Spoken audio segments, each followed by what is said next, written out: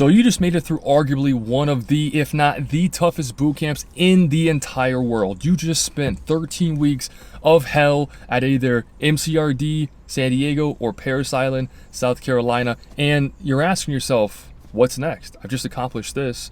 What comes after boot camp? So today we're going to talk about what happens after boot camp. Depending on what you enlisted for in the Marine Corps, whether that was an 03 job such as infantry or a non-03 job, depends on where you go and what happens after boot camp. So for instance, if you have a non-combat or a non-infantry MOS, so that's any MOS in the Marine Corps outside of the 0300 community, so 03XX, any MOS outside of those jobs, you're going to go to what's called MCT, or Marine Combat Training. This is where you, as a non-infantry Marine, get combat training that has the potential to save your life going future in the event you need to know how to use it, because every Marine is a rifleman, meaning no matter what your job is, whether you're admin, whether you're comm, whether you're intel, or your supply, your motor T, you all know how to operate and use a weapon proficiently and properly. So for all the non-infantry guys and girls out there, you guys go to MCT. So years ago, I was a combat instructor at MCT, and it was about 29 days long then. However, since 2018 to now, some of my sources that I've spoken with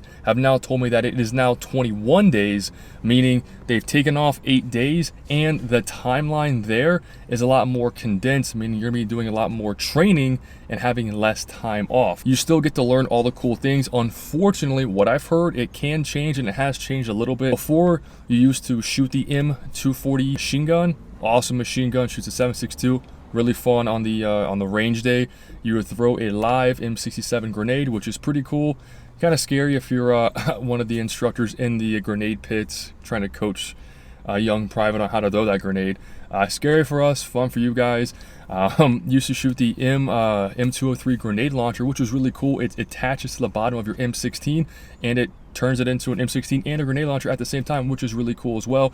Land navigation, it's been a while since I was there, but anyways, the whole point is you learn all these great infantry tactics and techniques that outside of MCT you probably wouldn't learn, because your MOS, whatever it is, doesn't go into those weeds, because that's not your job. That's what infantry does. So this kind of bridges the gap between infantry, non-infantry, so that at the end of the day, if I throw you a rifle, if I throw you a, not a grenade, I almost said if I throw you a grenade, if I throw you a machine gun, whatever, you have the ability to operate it, recall what you learned at MCT, and employ it if that time ever came. Great example, look this up after this video. Bastion Attack back in mid-2010s, basically over in Afghanistan, Camp Leatherneck, there was a British air base attached to it called Bastion. Some of the terrorists, Taliban, they tried to overrun that base.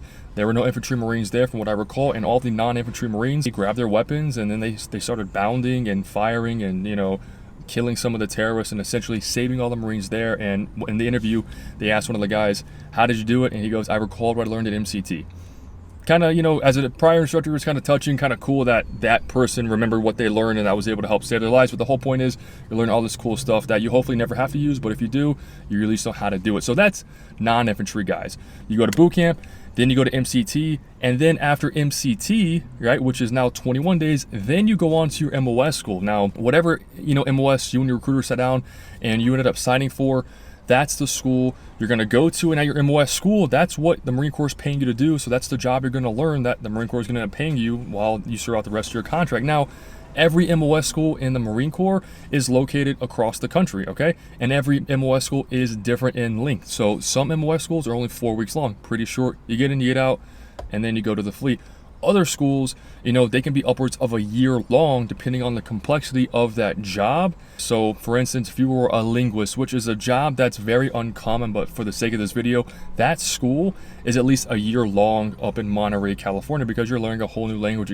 A lot of jobs in the aviation field, right, aviation community, those jobs are a lot longer too, located in Pensacola, Florida. Those schools are between 8 to 12 months long, because you're learning a pretty technical job that involves you working on aircrafts, helicopters, etc. So your school is inherently going to be longer than a guy who's going to learn how to do like a supply job, work in a warehouse, where it's not as technically sound as aviation, but it's still something you need to learn. So that job, the MOS school might be 4 weeks long, whereas aviation might be 8 to 12 months long. So again, it depends on the complexity of your job. Now, at your Mos School, right? And I'm recalling what I went through years ago, but you know, you work or you go to school Monday through Friday, you have the weekends off. So now you get time off to do the things you want to do. You have the evenings off if you want to go to the gym, etc. And you're just there to learn your job so that when you get to the fleet, which is what happens after Mos School, you show up knowing what you know what to do, and you can execute your duties in a good manner. So you're not that guy in the fleet who's like,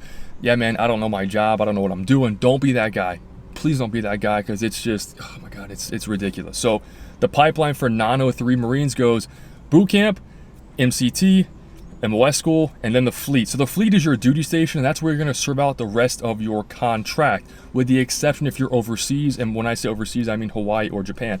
If you go overseas, you're there for 2 years, and then you come back stateside to serve out the last 2 years of your contract, or however much is long during your 4 or 5 year contract, depending on what you signed when you enlisted with your recruiter. So again, the duty station is just where you work day in and day out. It's where you live. So that's non-infantry. Now, let's go and backpedal real quick and let's talk about the infantry. So infantry, you go to boot camp, you just graduated. Now, instead of going to MCT, Marine Combat Training, you go to ITB, which is Infantry Training Battalion. Some people get this confused. SOI, or the School of Infantry, is like the whole schoolhouse, right, that has MCT and ITB in the same place. Although there's different differences between the two, they both go to the School of Infantry, but they go to their respective battalions, such as Infantry Training Battalion or Marine Combat Training Battalion. 03 guys, you go to ITB.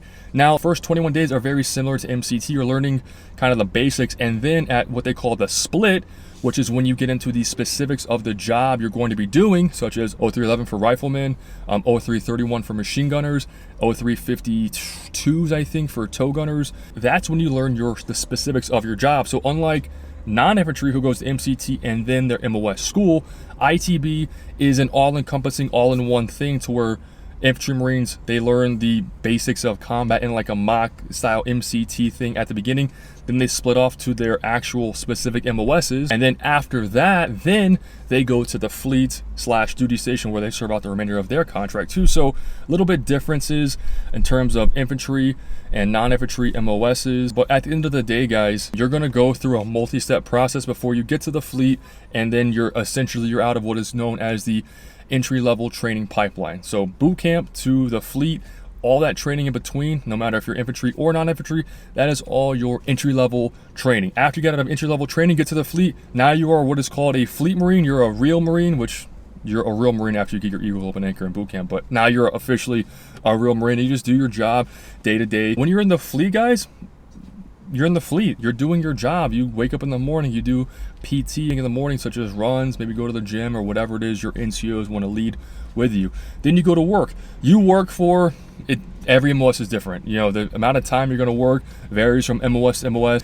In the afternoon, mid-morning, you're going to go on chow. You're going to get a lunch break for, again, MOS is different, maybe 30 minutes, maybe 2 hours. It all depends. And then you're going to work the rest of the day until around 16:30. And then that's when people usually start wrapping things up and going home. Some jobs, they work 12-hour shifts. Some jobs get off earlier. Some jobs work later. So there's really no baseline of what a typical day looks like once you get to the fleet, but you can expect something from the realm of 07:30 showtime to about 16:30 you get off work. You might come in earlier, you might leave later.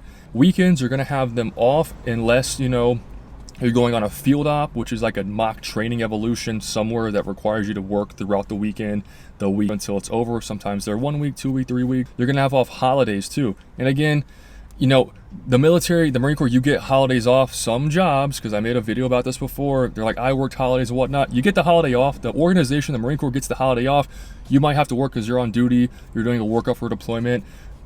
Something came up, but as a whole, you're going to have that off for the most part, okay?